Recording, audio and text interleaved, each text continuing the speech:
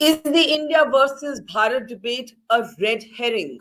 Amid the raging debate, the Prime Minister has left for the ASEAN-India summit as the Prime Minister of Bharat, and Sonia Gandhi has written a letter to the Prime Minister asking what everybody wants to know: what is going to happen in the 5-day special parliament session?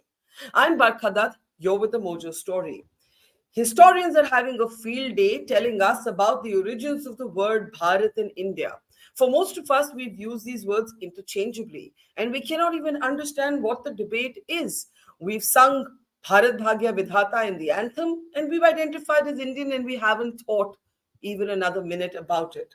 But it seems to be at the center of a political controversy, which, even as the Prime Minister leaves for the ASEAN India summit, but as he leaves for Indonesia, another official document describes him to be the Prime Minister of Bharat. Is this debate a smart, clever political distraction triggered by the BJP? Is there more to it? Is it really going to be the subject of the 5-day special session that is going to be held of Parliament in a couple of weeks from now? Well, Sonia Gandhi today wrote to the Prime Minister with 9 points that she wanted the government to respond on. She says that the parliament session must talk about Manipur and China, among other issues. But we know that there is going to be no question hour in this special session. What we do not know is what this session is about. We've now covered the whole gamut of possible issues, from one nation, one poll to the women's reservation bill to most recently the India versus Bharat debate. How do we look at this debate, both through the prism of politics and through the prism of law? Let's introduce our guests on the program today, looking at the politics of this rather intriguing debate that has captured our headlines. Tavleen Singh, senior journalist and trenchant columnist, is with us. Always good to see you, Tavleen. Gurcharan Das, our author and commentator, is with us. Welcome back, Gurcharan. Also joining us on the program today is Hindol Sen Gupta. He's a journalist, author, and historian.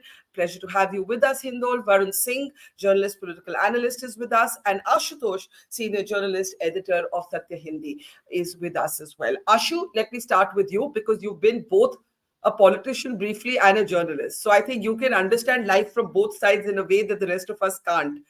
Kya ho raha hai? Is this a political distraction? Is this management by the BJP that we're all talking about something that actually isn't going to happen and doesn't matter? Or is there more to it than meets the eye? See, Barkha, Prime Minister Narendra Modi is one person in Indian politics who doesn't do anything which is not related to politics. It's not that he is into the charity business. So whatever he is doing, or whatever his party is doing, whatever his government is doing, is basically politics, and it's a hardcore politics. There are the two aspects of it. One aspect is that Prime Minister obviously is feeling a heat because of the India Gathbandhan. There is no doubt about it, because if you look at the step the government has taken in the last 1 week, it clearly indicates that there is something wrong. There is some kind of nervousness. There's some kind of rattle. The government seems to be rattled at some point of time. So obviously it wants to react to that and put a counter narrative. Second thing is, which is again important, is because he, being a Hindutva leader, and he and his political party follows Hindutva ideology. So this change of the change of whatever you call it, whether India or Bharat, it is also related to, and what has been projected by the BJP leader. It's a civilizational march, as if India word is a foreign word and the Bharat word is the only integral part of India's civilization. The fact of the matter is that the both of them are part of India's civilizational memory. The issue is why at this point of time. And that's the most worrying part. Why it is more worrying part? For the simple reason, because India lives in democracy. We have accepted democracy. The government has got more than 300 seats in the Lok Sabha, but it doesn't feel fit enough to explain to the people that why it has done. I don't have any problem with the word Bharat, because we all have grown up saying Bharat Bhagya Vidhata, something like that. And I don't have a problem with the India also, because India and Bharat both define my character, my identity, my existence. But the issue is, if suddenly you are taking a line and you are breaking from the past, you are calling yourself as a Prime Minister of Bharat or the President of the Bharat, you doesn't owe an explanation to the country. Is it? Are we living in a democracy? Are we living in a Panama Republic? Because this happens only in the. Well, Ashu, before I open that up, Mr. Shankar speaking to Smita Prakash of ANI said today the Constitution allows you to change both words, and nothing exemplifies that more than actually, if you look at the announcement of the Prime Minister leaving for Indonesia, it captured everything because the summit he's going for is actually called the ASEAN India Summit, but he's called the Prime Minister of Bharat. And I think we have that image. Can we please show that image? So, Ashu, the BJP might ask what explanation is owed. The Constitution allows us to use both phrases. Obviously, I don't find anything unconstitutional about it. But the issue is, if you are breaking from the past, there has to be some reason. Don't you owe, in a democracy, don't the Prime Minister of the country, the cabinet owe an explanation to the country? Why are you doing this? Why there is such a secrecy about it? Even government is not even willing to tell us that the special session of the parliament is called, and what for? At least I have covered Indian politics for the last 30 years, more than 30 years. I have never heard something like this. You are calling a special session. There has to be some urgent emergency reason for this. Why are you not telling to the country at large? Why are you not telling to the collective wisdom of the country? What is there to hide? That's the most worrying part. I'm saying I have no issues with the Bharat word. I have no issues with the India word. You want to interchange Bharat, India, Bharat, whatever you want to do it. But please explain that there has to be some amount. Democracy cannot survive without transparency. If you want to hide, you want to counter your opposition members just by some urgent or emergent messages. That's not democracy. Let's Tavleen, look at it just a minute from the other side of the divide, other side of the political divide. If indeed, as Ashutosh says, that this betrays a certain anxiety about the fact that the opposition alliance is called India, so you suddenly make sure that Bharat is prefaced in the popular conversation, in the popular imagination. And by the way, before this controversy, I think we hadn't even noticed that even the G20 logo has both Bharat and India, and Bharat comes first. Then has the opposition walked into a trap by reacting so much to this that this is now the only headline that anybody is talking about? Has the opposition also walked into perhaps, because we don't know fully, a trap set for it by the BJP? Tabri? Actually don't think that he's done this because the opposition is now called India Alliance. I don't think that he's that worried about it. Polls don't indicate that they're going to, challenge him on any major level. I actually am very sad about the fact that they're kind of making India into a bad word because, it comes from the river Indus. And I remember a trip from Islamabad to Peshawar with a whole lot of Indian journalists in it. And we looked down, it was dark, and there was this beautiful river. And someone asked what it was, and he said, "Ji, ye Sindh Nadi hai." And everyone clapped. Now, that is nationalism. That to me is a real idea of who we are. We are Indian and we are Bharatiya. And there's no point in being embarrassed about either. When you start weaponizing the name of a country, it makes me really sad. And is that what you think is happening? Because the fact is, we don't actually know. And that's the point Ashutosh is making. None of us know. We do know. We do know that it's come from Mohan Bhagwat, who started it off. And, he's always had this, I don't know why he started it, because at one point, you remember he said rape occurs in India, not in Bharat. So, he had a very clear idea that anybody who lived in the cities was, this was after the Nirbhaya episode. Yeah. But, the thing is that we should be, why is this inferiority complex coming out? It's not political so much, so, as the opposition's already been saying, if we change our name to Bharat, I think Kejriwal said that, then what are you going to do? You're going to change the name of India again, So it's for me a pointless exercise, pointless weaponization. You think it's a culture war more than a political response? Yeah, I think it's by people who, I'm not a historian, there are historians here. I think it's people who are very uncomfortable with history. And, maybe it's because we've never dealt with some of the pain of history. And maybe, that's what it is. But I actually see it as weaponization of a romantic, beautiful name, and it makes me sad. Hindol, before I get Gurcharan in, I want to come to you because you actually tweeted saying that the word, I'm paraphrasing you, so please forgive me, but that decolonization is today used loosely, without thought, without research, and that India is actually not a colonial nomenclature. It has nothing to do with the British. And I want you to come in on that because today there's such lazy conversation about Bharat as the rooted word and India is a colonial word, and actually that has nothing to do with the accuracy of history. Hindo? And I also tweeted in July 19 that as soon as this India alliance was announced, that one day this will result in the change of, or the, this Bharat idea and the nomenclature will change. And, I've been proved right only a few weeks later. Look, I think we should step back. You're right. India has nothing to do with the British. And people who always connect everything with the British are simply foolish. There is a context to colonial criticism. Everything that we don't like about our country or we profess not to like cannot be called colonial and thrown away. That's ridiculous. That's number one. Number two, though, I think there is a fundamental mistake in understanding the politics of the BJP and the politics of Hindu nationalism. The most important thing in the history of political Hinduism is culture. It is not politics. If you really read Hindu nationalism with any sort of depth, you'll realize that the real battles are always about culture. It's not about economics, it's not about politics. And therefore, this idea that Bharat should take precedence, I don't think India is going to be wiped out or the country is going to be renamed. As I said in July, I think at the moment the constitution says India, that is Bharat. In some senses, I think it will become Bharat, that is India.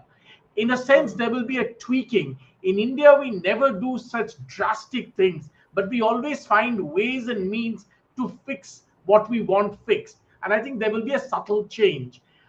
There is, Barkha, you will remember, even in economics, we've been talking about this for a long time. Rahul Gandhi once famously said there are two Indias, so to speak. One is sort of the poorer India, and then the richer, the poorer Bharat, so to speak, and the richer India. I saw this video of Lalu Prasad Yadav, who said, well, Datun to Bharat mein milta hai, India mein Delhi mein nahi milta hai. There's been the BJP has always had this search for authenticity. And authenticity to the BJP and to political Hinduism comes from this culture that always looks back to a particular point in So, time. so, so, Bharat so, so, exemplifies and gives it a brand. so Hindol, you would then agree with my description of this moment as one more illustration of culture wars. This is culture wars. This is not political wars. It's culture wars. Ashutosh disagrees. He thinks this is there's hardcore politics at the center of it. But Hindol, one brief question to you. This is not a country being renamed. This is the country where Bharat, you think, under the Modi government at least, is going to preface India. But then there are ironies in it. And I want to go back to the ASEAN-India summit. This is can I please have that announcement up? The Prime Minister of Bharat has left for the ASEAN-India summit. At some point, the contradictions will catch up, right, Hindol? I mean, yes and no. Remember Germany and Deutschland, right? I mean, yes and no. But having said that, I want to agree with you on one specific thing. There are strategic concerns that must be put on the table. What are we going to do, for instance, with the Indian Ocean? India has spent 75 long years and a huge amount of strategic effort to showcase a particular ownership to this strategic asset. Already there have been in the past some people might know, Pakistan at one point claimed that India actually the name should belong to them because after all, the Indus River belongs to them. So these are strategic things that we must take into account. And the most primary thing of that, I think, which nobody is talking about, because the Indo-Pacific is going to be the heart of, strategic adventurism in the next 20, 30 years. What are we going to do if so much effort is now put to change nomenclature into Bharat? What's going to happen to strategic assets like I the think Indian Ocean? I think it's an excellent question ahead of the G20 summit, where the countervailing rise of India to China and the Quad coming together is really central to the geopolitics of the time. And therefore, Gurcharan, please help me understand why it would suit the government to have this be the talking point as the world's leaders are going to descend in Delhi. Are you able to grasp it, or are you possibly on the other side of the cultural divide that Hindol says, the elite don't get the elite of a certain kind, the sheher walas, the Angrezi walas, they just don't understand it. Gurcharan? I'm I'm ambivalent and conflicted sometimes Yes. on an issue like this. My rational left brain says one thing and my emotional right brain says something else.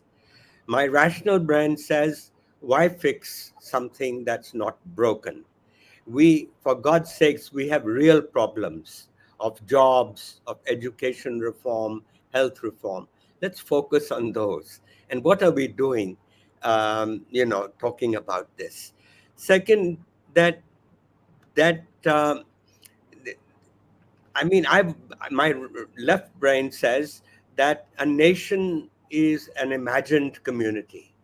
It is it is invented, and the only reason to live in a nation is through your consent. I consent to live here, and there are those reasons. But all the old sort of baggage of language, religion, those 19th century ideas of nationalism, I think are wrong. The third point I want to make is that we already have the dual name in our constitution. So why are we bothered that we are?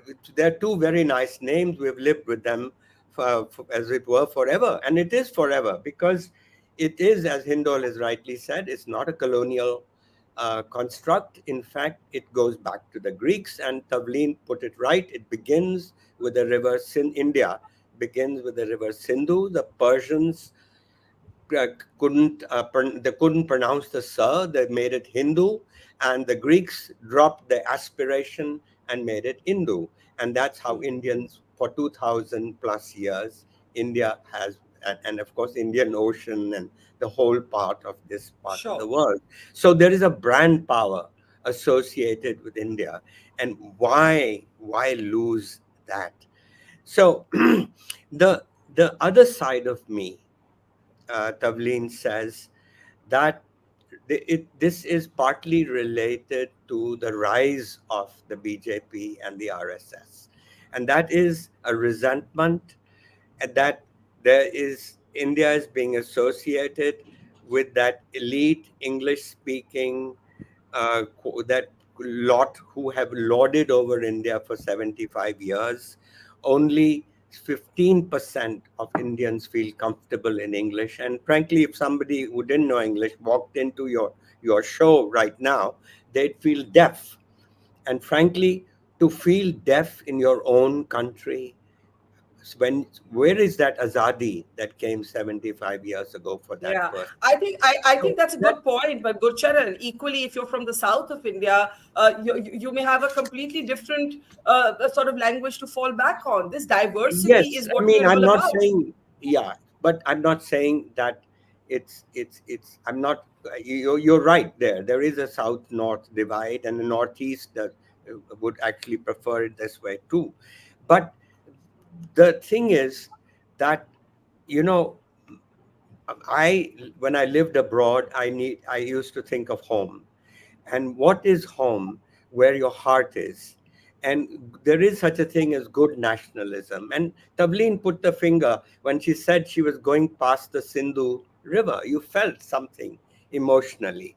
What I'm trying to say is that we liberals have not had a dialogue with the people. The kind of thing that Gandhi achieved, Nehru could never Yeah, achieve. And yeah, so, really, we should be sympathetic in some ways, at least, and yeah. not have an arrogant attitude. It I think comes I to think I, I religion. think I think I think that's a fair I think there's a fair point there to discuss that the immediate pushback against the president describing herself to be the president of Bharat, does that actually reinforce the BJP's argument that there is a social elitism? अरे आप लोग क्या समझेंगे, आप तो Khan market के हैं, आप तो Lutyens Delhi के हैं. Tavleen, you are going to be forever held responsible for coining that phrase Lutyens Delhi. I'll come to you in a moment. Varun's been waiting. Varun, you have first thought the special session could be about early elections, that one nation, one poll. Now everybody's saying it might be about this. I don't know. Hindol said there's going to be no name change. So the session can't be about that. Is this a political distraction to get everybody to talk about something else? No one's talking about Manipur. No one's talking about Adani. Even the India Alliance is not talking about any of these issues. What's going on here, Varun? To be very honest, one thing that I agree with Hindol is that I don't think there will be a official name change. In what I'm told via my sources, is very clear that in official discourse, the name Bharat might be used too often than it was used. There is no need of changing the name, and slowly, gradually, people would come to start using Bharat. You see, it was the most trending tagline or hashtag across the globe yesterday. And one thing that I want to tell you all is this is, you may see it as a cultural war, or you may see it as a political war, but what I see, or what I'm told, or what I can make of it, it is to reach all those people who sort of had started feeling and who are the basic core voter of BJP. And Kavin rightly pointed out, it was Mohan Bhagwat's speech 2 days ago, where he spoke, extensively on why Bharat the name should be used, and immediate next day we saw this entire controversy coming up. There is no official document that says that the name of Bharat, India should be changed only to Bharat or be called as Bharat. And here it is politics that the BJP. What is the politics? What is the BJP hoping to gain? I want to quickly go around the panel again. So Varun, briefly, what is the BJP hoping to gain here? The BJP is hoping to gain only one small thing, and that is to divert from other issues that people might talk about. There are multiple issues that people are talking about, and all those issues have gone on back burner right now. If you see, the world is talking about one nation, one election. Entire country is talking about one nation, one election, and now it is Bharat. Yeah. That is I have to say, I agree with that. I could be wrong, but I don't actually think any name is going to be changed. I think you're going to see a lot of prefacing of Bharat. I don't think that's what the session is going to be about, because you don't need 5 days to achieve that. In any case, you can pass a simple resolution saying in so-and-so communication, the word Bharat will be used first. Tavleen, do you agree with Gurcharan and Hindol to some extent that this is actually a pushback against a kind of political, social, cultural elite? Or do you agree with Ashutosh that there's hardcore politics? It's just that we haven't figured out what the politics is at this precise moment, other than, as Varun suggests, a shift in headlines? It is, I agree with Gurcharan and Hindol that it is a cultural thing. It is, it's been going on from the beginning. And actually, to tell you the truth, when I was a Modi Bhakt in the early years of his 10 years, I actually agreed with it, because I agree with Gurcharan. We have been very, very privileged. It's been India, or Bharat, whatever you want to call it, has been, by the way, Indonesia is also from India. So they're going to Indonesia with this confusion going on. But anyway, I think it's cultural, and I sympathized with it a great deal in the beginning. I write in Hindi. I make it a point to write in Hindi as much as possible. I do column in Hindi as well as in English. And I learned to write in Hindi because I knew that I came from this little privileged elite group whom I despise. I actually think of them as contemptible, really contemptible people. But having said that, I want to say that even if it is cultural nationalism, it's now becoming paranoid nationalism. And we don't need that. There's enough. Gurcharan has pointed out, look at our schools. Look at the state of Bharat Mata's face. We have garbage mountains in our cities. We have the worst, ugliest cities on the planet. We have children who leave school without being able to read properly or write. We must deal with that. To me, That is a cultural, that is more important to me than any of this So you, nonsense. so you would have sympathized with it up to a point, but now it's lost your sympathy. It's lost my sympathy because it's become paranoid nationalism. Okay, Ashutosh, you are not convinced that this is merely about a social cultural pushback, because the timing, and I think you raise a valid point. Why is this the headline before Biden is getting here? Why is this the headline before, the Chinese, the Russians, everybody, Sunak? Why is this the headline? As a journalist, I can't put my finger on it. Barkha, all my life I pursued and I did Hindi journalism. I'm not a Hindi, I'm not an English person, so I can't claim to belong to the Lutyens Delhi or the Khan Market Delhi. So I have no complex and I have no guilt about it.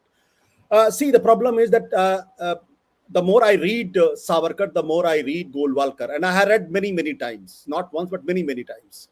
If you read them carefully, you will realize that this is basically a political response. They are trying to find out an alternate politics, and this is basically a search to find out reasons why Islam and the Christianity, they came to India and they conquered. What was wrong with this society? What was wrong with our culture? What is wrong with our civilization? And there they realize that it's because we are divided into many groups, we are divided into many communities, we are divided into many religions, and it is because of this. It is because of this that we could not confront and we could not defeat Islam and we could not defeat Christianity. So now there is a need, there is an urge to unite them. So uniting Hindus of the world is the sole motive. It's a political battle. Those who are thinking this is a cultural battle, I think they don't understand the politics. Not only the politics, they don't understand the Hindutva per se. You read Hindutva written by Savarkar. Every word is political over there. They come to the conclusion that this war will continue till this is a religious war and will continue till Hindutva wins. And Savarkar makes a very clear distinction between Hindutva and Hindu. He reaches to the conclusion that Hindutva is basically a political philosophy. And so there we make a mistake, and that's why the elites of the country have never understood, and rather they fail to understand the forces of RSS, the forces of Hindutva and RSS, and everybody, including JP, Ram Manohar Lohia, and everybody underestimated that. The only person who understood the Hindutva and its strength was Jawaharlal Nehru. In 1951-52, when the first election was happening, he made it a referendum on Hindutva, on Hindu Mahasabha and the Janasangh, because he knew. And at one point of time, he wanted to leave. He wanted to resign from the prime ministership, and he wrote a letter to one of the leaders and said, "I want to work for the betterment of the country because the kind of communalism which has gone into the Congress party." So the problem is nobody understood, everybody underestimated, because nobody has read the original documents of Savarkar and Golwalkar because they find it too funny. But that's where it is staring at our face. And when it's staring our face, we are finding different connotation to understand that. And that's why we make a mistake. Remember what JP has said. JP said, if RSS is a fascist, then I'm also a fascist. See, that's what Ram Manohar Lohia in 1967 wanted RSS and Johnson to join with the socialist parties. If they had understood what is this force, then they had not made those mistakes. And India today had not faced the problem which are facing now. Everybody wants to react to you. Tavleen briefly, then Hindol, then Gurcharan. Yes, I just Tavleen, want to make the point that I have read Golwalkar, I have read Savarkar, and don't imagine for one moment that we who grew up in Lutyens Delhi didn't know what was going on. But what you have missed is that Nehru's idea of history was that it was a palimpsest, that there was history upon history upon history. And that's a wonderful idea of India. Okay, so I just want to make it clear that I have read the books that you have read and understood them. And culture and politics are like that, always. Okay, Hindol, let's bring you in, because you made the point that a lot of people don't understand that culture drives the Hindu right more than politics. And you heard what Ashutosh said, and I think there's some fair points that he makes, that there is an end goal. These culture wars are not for themselves. This is a government or rather a party, not a government. This is a party that fights a municipal election or a panchayat election like their life depends on it. You know, it's interesting we're talking about this right now. I have a forthcoming book on the history of political Hinduism that's coming out in about a month. So I did a lot of work on this for many, many years. Look, while I want to take Ashutosh's point here, about Nehru and what he thought about Hindu nationalism, perhaps it's important to mention that even in the time of Patel and after that, in the time of Shyama Prasad Mukherjee, there was a real attempt to actually ensure that many RSS people could simultaneously be part of the Congress party. That was rejected. It was rejected on the basis of the dual, membership, which would again, because Ashutosh mentioned Lohia, would come up again with the Jansangh, which splits because there's dual membership. The RSS always believed, if you read its history, that there will be a day when the RSS will not exist anymore. What will be that day? Jab Sangh Samaj ban jayega, when the Sangh becomes Samaj, when there is no distinction between the ideologies of the Sangh and that of Samaj, of society itself. There is this famous, story where when Mohan Bhagavat is, going past Times of India, and one of the young people in the RSS tells him, we need to have our own journalists giving our point of view in the Times of India, and therefore we should build a new newspaper which will be like Times of India. And Mohan Bhagavat tells him, no, we don't need to build a new newspaper. We need good journalists to be part of Times of India and yet give our point of view. This intermeshing, if you really want to understand what this, just the mere fact of bringing Bharat before India does, it is one more step. Why in the now? Why now? Why now? of Can you explain why ideology. now? I take a lot of your arguments, but why now? Why suddenly? Why now? Because now is that moment when India will finally become a rising power. Now is the moment when it won't only do for semiconductors to come out of India. Semiconductors and Sanatan Dharma must rise together. Because if only semiconductors come out, remember, and I'm of course using the word semiconductor as a metaphor, if only Yes. semiconductors come out, there is no difference between what Rajiv Gandhi believed and what Narendra Modi will do. There has to be a difference. Sanatan Dharma and semiconductors has to come together. I'm glad you brought up the Sanatan Dharma reference, because something we haven't spoken about is the coupling of this happening with what was said by Udayinidhi Stalin, where I think even within the opposition ranks there is absolute confusion. Some people pushing for an apology, some people defending it. Gurcharan, please go ahead. Yeah. Well, I think Ashutosh said something which I didn't agree with, and that is, he said how the Christians and the Muslims conquered us.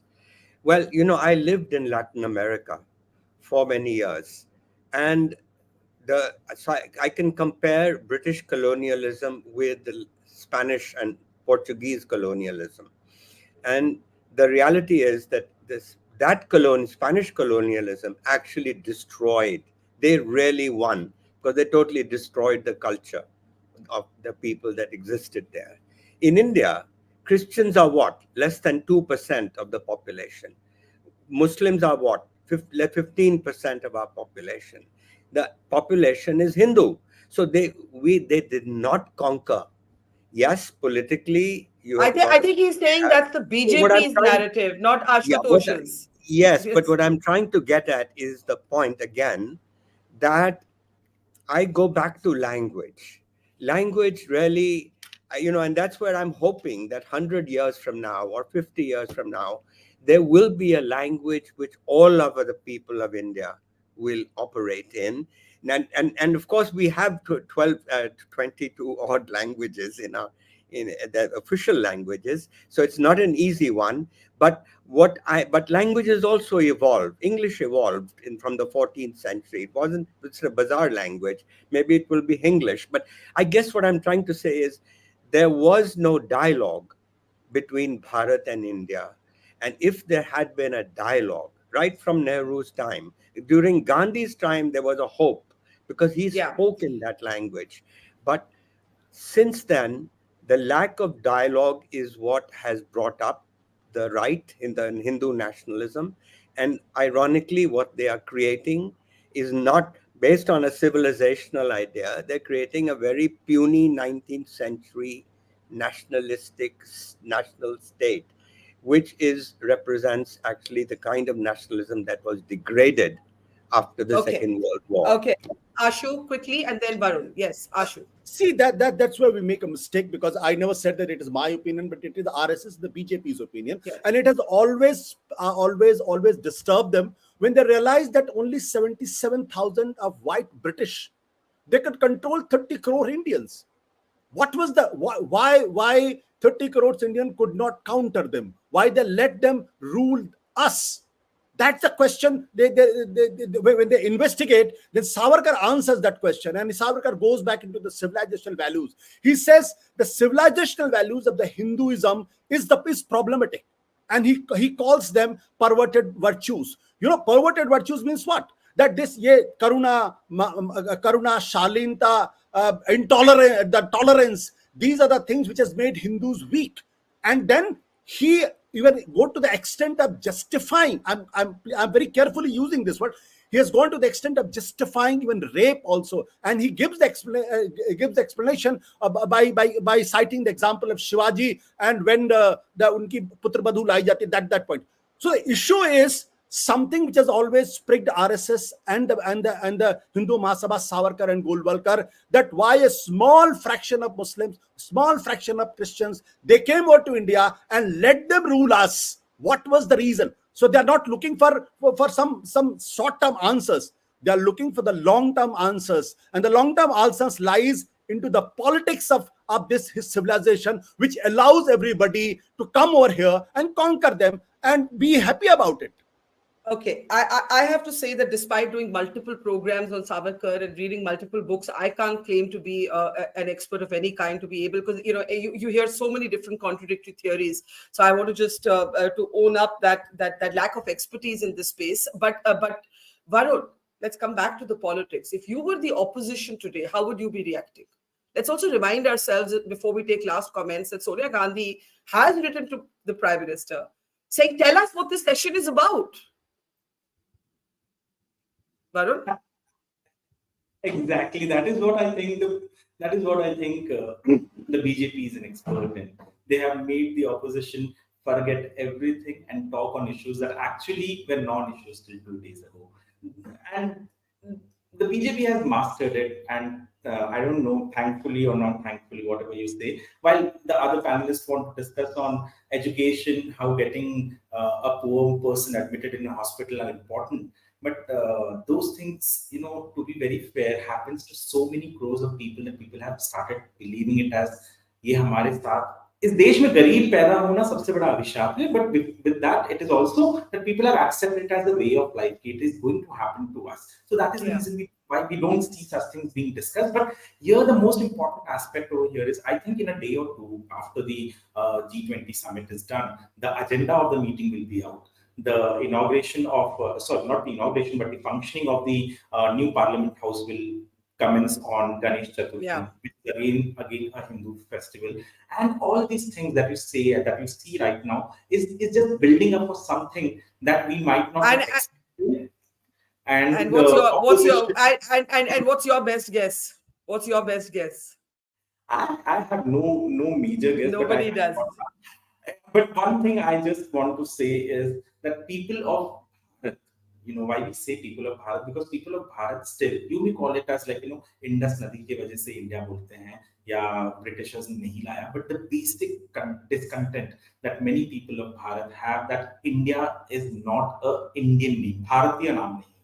And the BJP is playing on it, and they are playing it very smartly, and they have managed to, the India alliance looks more flabbergasted than anyone right now, because they think they consider it as an attack on them. Whereas the BJP is playing the politics from its book. So this can be argued both ways. Is the India alliance betraying anxiety, or is it the government betraying anxiety about the India alliance? And depending on your point of view, you're likely to say equal and opposite things. Now, before we take last comments, Gurcharan made a very interesting point that if a non-English speaking person were to walk into this program, they would feel deaf, because this is not a language that they relate to, that they understand. So with that health warning, we did have a poll on the Mojo story on the India-Bharat debate. By no means am I claiming this is the opinion of the people of Bharat and India conclusively. Please, I use the words interchangeably. We have 68% saying India, 32% Bharat. My question still remains. These are 20,000 people who voted. We have to, of course, acknowledge that they will have this is an English language platform. They will have that slant. And I have to say that. But for me, Tavleen, I'll start with you saying Jai Hind, Bharat Bhagya Vidhata, and identifying as Indian. This is a continuum. I actually do not understand, and Hendol would be right, that maybe I do not understand because there is a deracinated dimension to how I've been groomed. I do not understand the difference. Tavleen? In my case, I'm a very proud Indian and Bharatiya, and I have no inferiority complex, so I can't understand the reason for this story. But I just want to make one small point about Ashutosh going on about Savarkar and the RSS. He's forgotten that Savarkar detested the RSS. He saw them as a completely ridiculous organization. He treated them with contempt, and he said, "An RSS man is born." And then he dies, meaning that he actually achieves nothing. And he didn't want all this cow business, etc. He wanted a reformed Hinduism. And, it's very sad that it hasn't happened, but he did not think of the RSS as his hero. Okay. Ashu? Partly true, but it was RSS brother who, along with the BS Munjay, helped RSS become to create an organization like RSS. See, the one point we all are missing is that we about the BJP leaders and the RSS leader. Give me name of one BJP leader, the RSS leader, who has not sent his sons and daughters to the English medium schools. Give me one reason. None of them has sent their sons and daughters to Saraswati Shiksha Mandir. All of them. Even when I interact with their sons and daughters, I'm really amazed because their accent is also not like my accent. It's very highly anglicized accent. So it's not that it's a Hindi versus English. It's not like that. They know what they are talking about. For them, it's a politics. It's a hardcore politics, and politics is to unite Hindus so that no Islam, no Christian, no other religion in future could come over with 77,000 of with only 77,000 people and control us. That's their motive. That's their agenda. Whether you agree with that, I don't agree with that. It's good or bad. I have no answers to this, but that's the reality. Varun? The topic, I don't want to divert it to Savarkar analysis. I don't think there is an agenda by the government that we will see in the coming days of changing or sticking to one name.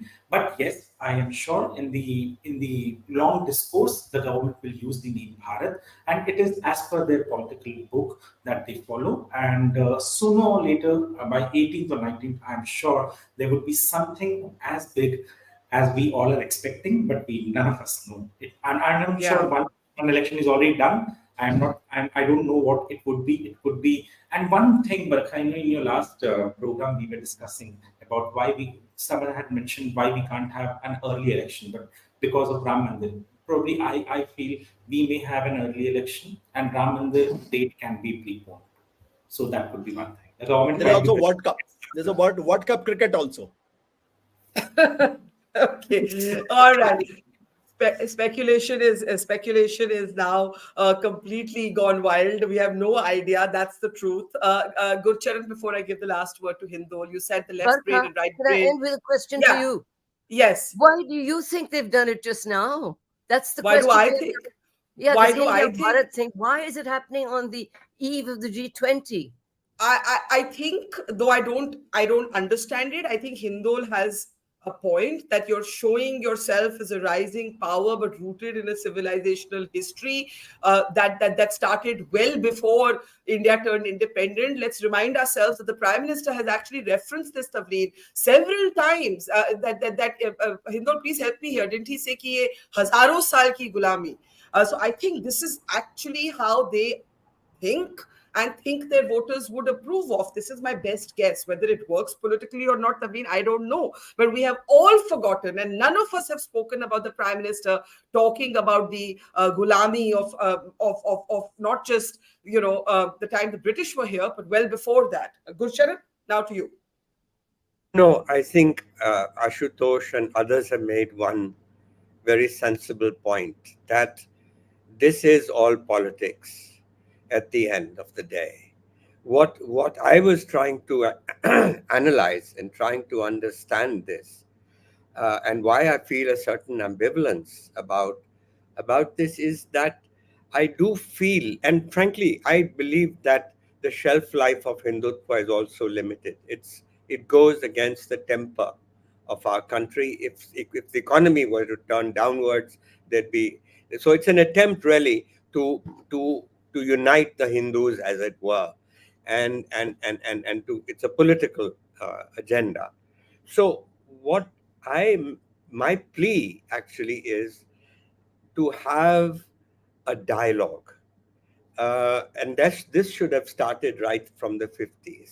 It's always been, you know, the the guys who sort of stepped into the shoes of the white sahibs, the brown sahibs, have lauded it all, and Mm. there's a resentment, and they represent the fact is that after 75 years, only 10% of Indians feel comfortable in English. 15% kind of understand it, but and therefore there is another what's behind this resentment is what all I'm talking about, that we should understand, see behind the politics. And to me the answer could well be in the way we teach in our schools, Yeah. how and how we how organically we embrace English into the Yeah, our life. but once again, it's important to underline that India, the word India, is not a colonial sort of nomenclature. But I take your larger point that there have been fault lines, and there have been sort of simmering differences that the BJP has been able to channel very effectively politically. To that extent, the politics can never be divorced from the culture wars, and there I agree with Ashu. In fact, the Parliamentary Affairs Minister Prahlad Joshi has responded to Sonia Gandhi's letter and accused her of politicizing the functioning of Parliament. Hindo, last word to you. I want to pick up on Gurcharan's point. Economics tells us about the law of diminishing returns. We saw this with Ayodhya. Once the what was then the Babri Masjid was actually demolished, the Ram Mandir as a political mobilization tool did lose steam. And it is the same with Hindutva. Right now, there is still course correction, othering, pushback against Khan Market, Lattian's gang, the Angrezi Walas, the left liberals. Once that becomes what Vanity Fair would call the new elite, there is the new elite today. There is the new elite today, and therefore the political returns, if that's what's driving the culture wars, then even the BJP will need a new narrative. There could be many BJP voters, I should say, who are not comfortable with this India Bharat debate. And therefore, I want to argue both to you and to Mr. Das that and to Ashu that my fundamental point is that Hindu politics has never been about politics. The aim has always been culture. Even if BJP, the party, loses an election tomorrow, the culturing moorings that it seeds will never turn back. That's the main. That's the main aim. You're right that the BJP, the party, lost elections after the Babri Masjid fell, but the ideas that it seeded through the Babri Masjid issue and before and afterwards never went away. And of course, then it came into being, again with Narendra Modi and so on and so forth. Mr. Das mentioned a couple of times about nations being imagined communities. He's, of course, quoting Benedict Arnold. But the point is, you have to understand that India under Narendra Modi does not see itself in that Westphalian model. Both the Prime Minister and the Foreign Minister constantly reference something called the civilizational state. And the civilizational state is not an imagined community. The civilization state does not believe that you can at will, join or not join any nation. It believes that the idea of a nation is a much deeper thing. And finally, to the point of all BJP people sending their children abroad, as far as I know, Amit Shah's son only went to Nirma University in Gujarat. So perhaps that's not entirely accurate. But my final point is this. It doesn't matter which party wins or doesn't win, even though I do think that in the next election, there's a fair assessment on who might win. But the cultural ideas of transformation of India from basically being fronted by a particularly anglicized, you want to call it anglicized, you want to call it drawing its roots from colonialism, whatever way you want to call it. By the way, even though the word India doesn't have a colonial root, it does have a foreigner root, because it's the Greeks and the Romans who first used those words. But the moot point is that the ideas that are being seeded into Indian society are taking Okay. deeper root, and that's the final goal. I just hope in the process, Ashu, I know you have a last comment and then I have to close, that there isn't a trivialization. For example, we've just got an update about an Akshay Kumar film changing its tagline from India to Bharat. This is funny. Some of what's happening is hilarious. And this is a complete trivialization of this larger debate. Ashu, very quickly, got to end. Yeah, there it is. The mission Raniganj is now the Great Bharat Rescue instead of the Great India Rescue. So let's have a laugh or two at the end of this heated conversation. Ashutosh, go ahead. Yes. Yeah. See, Barkha, I think the Hindol is right when he's talking about India. It has a foreign root, but so is the word Hindu. So is the word Hindu. But BJP, RSS embraces Hindu because it is the Persian word, and it comes from because those across the Sindhus where they couldn't pronounce word Sa. So they instead of calling Hindu has been there in the Vedas. It has been proven so many times. It's not. No. Varun, you got to listen to me. If you can prove it that the Hindu word, can you prove it that yes, Achha, one at a time. One at a time. Ashutosh, then Varun, then Hindol. Okay. Come on, I don't come from the WhatsApp University. I know what I'm talking about and when I'm talking about. So please don't question that. I know the word Hindu is a Persian word. It's a Persian word. It's not a proper Bharat is there. Yada dharmasya glanir bhavati bharata. It's a very old Hindu. It's a Sanskrit word. The fact is, why this debate now, India and Bharat? Two reasons. One, it's a diversionary tactics. Two, it's a part of the process. Sometimes one thing is done earlier, sometimes it's later. So the process which has started in 2000, started by 2014. Today, tomorrow, somewhere else, some other thing will come. But it's a part of the larger process, larger design, larger project.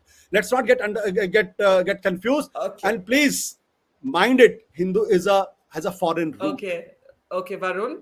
Very calmly to you, Varun. I don't have anything to say. I just have. Yeah. Can you hear me? Yes. Can you hear me? I have nothing much to say. I have this much to say. You can take a politician out of a political party, but not politics out of that person. So I ended with that. Thank you. Okay, Hindol, I tried to give you the last word, so I'm going to try and do it all over again. Go ahead. Yes. दोनों इसीलिए आशु जी जो कह रहे हैं मेरा कोई problem नहीं है, इसीलिए मैं कभी बोलता भी नहीं हूँ. मैं सिर्फ सनातन धर्म को रेफर करता हूँ जो वाल्मीकि आशु जी भी मानेंगे, वाल्मीकि रामायण में भी है. तो ये इसीलिए मैं सनातन धर्म की सपोर्टर हूँ. बट सनातन धर्म कौन सा सनातन धर्म? ये मीमांसा वाला, वैशेषिक वाला, सांख्य वाला, रामानुज का, वल्लभाचार्य का, माधवाचार्य का, शंकराचार्य का, किसकी बात मानेंगे?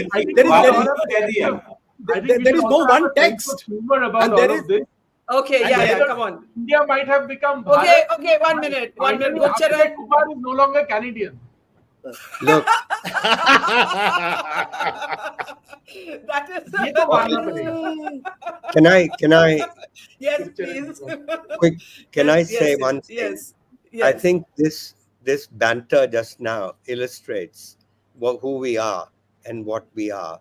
And the fact is, in a country of 330 million gods, no god can afford to feel jealous. And therefore, we have many Hinduisms. Even Hinduism came it's a very much later word than, in fact, when the peasants of Bengal, when the evangelicals came to convert Indians to Christianity, the peasants of Bengal said, no problem. We'll make Jesus Christ into an avatar of Hinduism. Which one would you like? Would you like him to be avatar of Shiva or Vishnu? And so that, I think, is the difference. That there is an effort to Semiticize Hinduism, but it won't succeed. Okay, let's end with on the lighter note. I have to thank Hindol for that. I had completely forgotten that Akshay Kumar is no longer a Canadian, and he's certainly wearing his sort of Bharatiyata on his sleeve by changing his movie's tagline. Let's have a good laugh about that. Thank you very much to all of you, to Varun Tavleen, Ashutosh Gurcharan, and Hindol. And Gurcharan's absolutely right. Long may we argue, but laugh at the end. Thank you very much for joining us, and to our audience. See you soon. It's great to see you here. Thank you for watching our work.